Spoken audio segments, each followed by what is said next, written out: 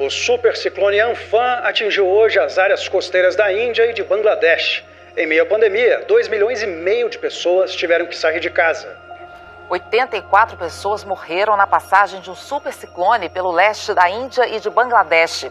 A tempestade provocada pelo ciclone Amphan foi a maior da região na última década e causou grande destruição.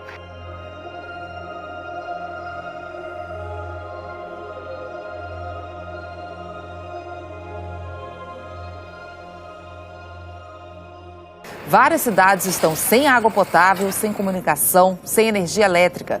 Os ventos chegaram a 190 km por hora, derrubaram casas, árvores e telhados.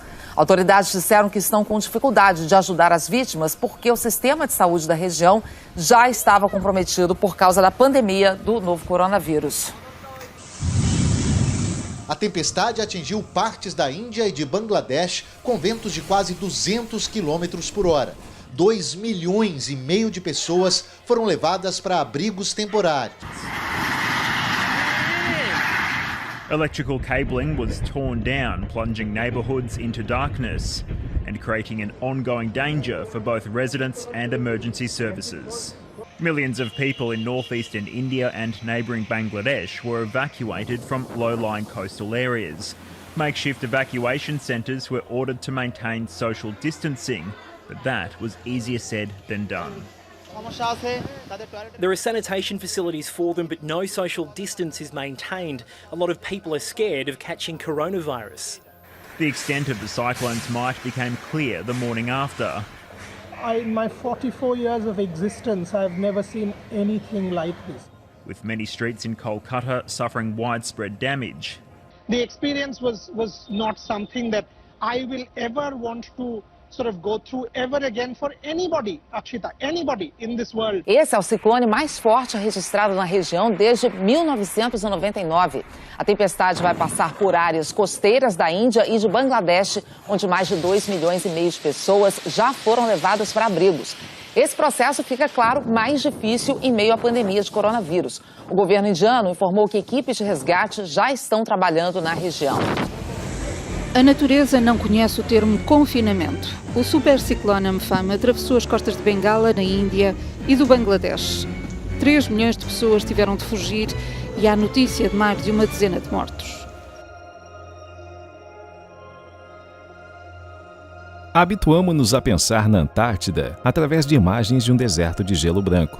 Mas a verdade é que essa realidade está a mudar. A neve branca está a tornar-se verde. E o fenômeno tem se tornado tão comum e constante que já é visto a partir do espaço. A Península Antártica é a parte da região que sofreu o aquecimento mais rápido na última parte do século passado, segundo os especialistas.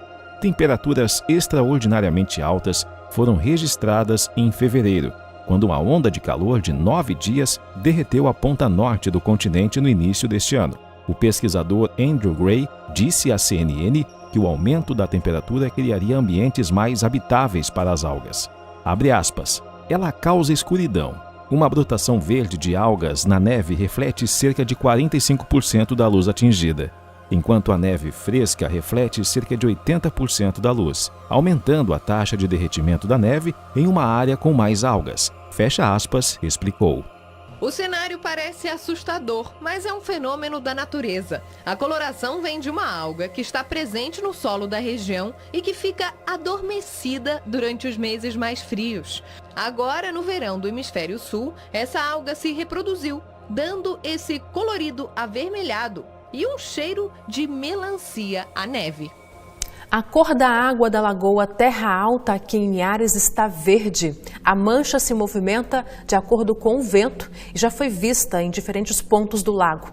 É um fenômeno conhecido como eutrofização. A água ganha cor verde e cheiro bem forte. A pergunta é, o que está causando essa poluição? Neste vídeo, o telespectador da TV Gazeta mostra a situação da água da Lagoa Terra Alta aqui em Linhares.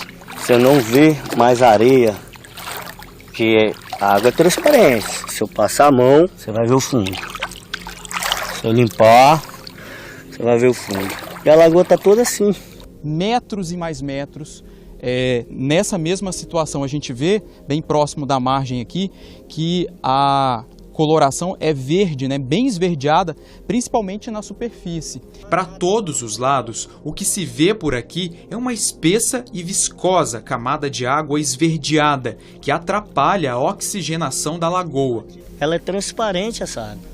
Segundo o secretário de Meio Ambiente daqui de Linhares, o fenômeno responsável pela cor esverdeada da água é conhecido como eutrofização, que é o crescimento excessivo de plantas aquáticas provocado pela quantidade exagerada de nutrientes. Na verdade, existem N fatores que podem provocar esse esverdeamento da água. A piscicultura pode ser um deles, não estou afirmando que seja, tá?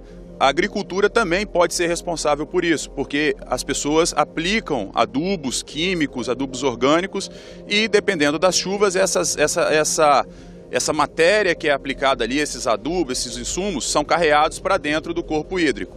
Isso também pode acelerar o processo de eutrofização, deixando a água mais verde. Recentemente, ondas bioluminescentes têm apresentado espetáculos de luzes deslumbrantes ao longo da costa da Califórnia. Embora a maioria das imagens do fenômeno natural tenha sido impressionante, o clipe abaixo de golfinhos nadando nas águas brilhantes se destaca entre os demais.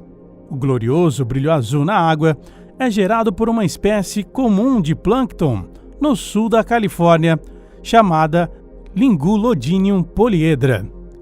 Para quem não conhece, a bioluminescência é o processo pelo qual um grupo seleto de organismos produz e emite luz.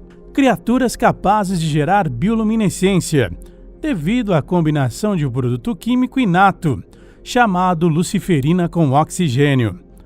No caso do Lingulodinium, a reação química entre a luciferina e o oxigênio ocorre quando é agitada pelo movimento. Following the damage from a powerful earthquake that hit this morning in Nevada near the border with California. Here is a look at some of that damage. It was a 6.5 magnitude quake that hit at 4 a.m.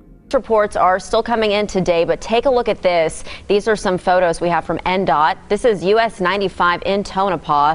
The highway, the 95, it is now shut down because of all of this damage from the quake. There are large cracks in several parts of the highway there. Crews are now making some emergency repairs.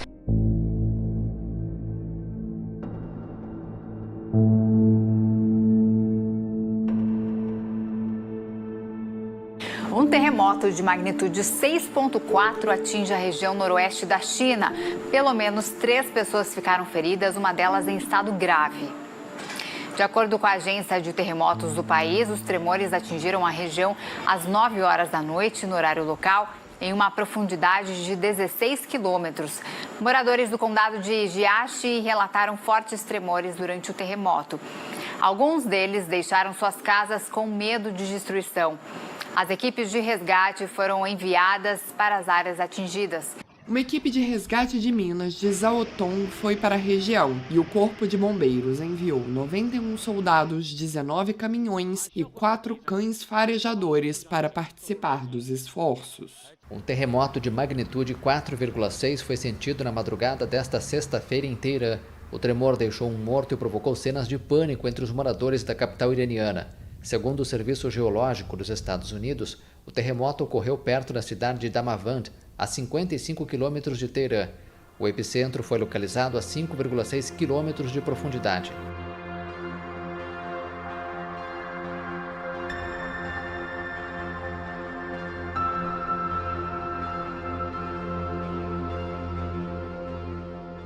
We're just having a bit of an earthquake here, Ryan. Quite a decent shake here, but if you see things moving behind me. Has it stopped? A primeira-ministra da Nova Zelândia, Jacinda Ardern, mostrou calma durante um terremoto que atingiu a capital Wellington nesta segunda-feira, enquanto dava uma entrevista ao vivo na TV. A capital e áreas próximas foram abaladas pelo tremor de magnitude 5,6 na escala Richter. Após o terremoto, a primeira-ministra garantiu que estava segura e a entrevista foi retomada. O vídeo viralizou nas redes sociais. Em uma entrevista coletiva mais tarde, a premier afirmou que não houve danos nem feridos. O tremor, que durou mais de 30 segundos, causou pânico na capital. A Nova Zelândia fica entre as placas tectônicas do Pacífico e da Oceania e registra cerca de 14 mil terremotos por ano, dos quais entre 100 e 150 são fortes o suficiente para serem percebidos. Unprecedented temperatures blast Israel, climbing to 109 degrees Fahrenheit. And it's been fatal. Paramedics found a man who fell unconscious in his car and cooked to death. Others have been taken to hospitals in serious condition. People have flocked to the beach to beat the heat, and Israel's electric company says power usage is higher than ever before, as air conditioning works overtime. Orders to wear masks outside have been suspended so that people can just breathe. So what is causing peak summer temperatures in the middle of May?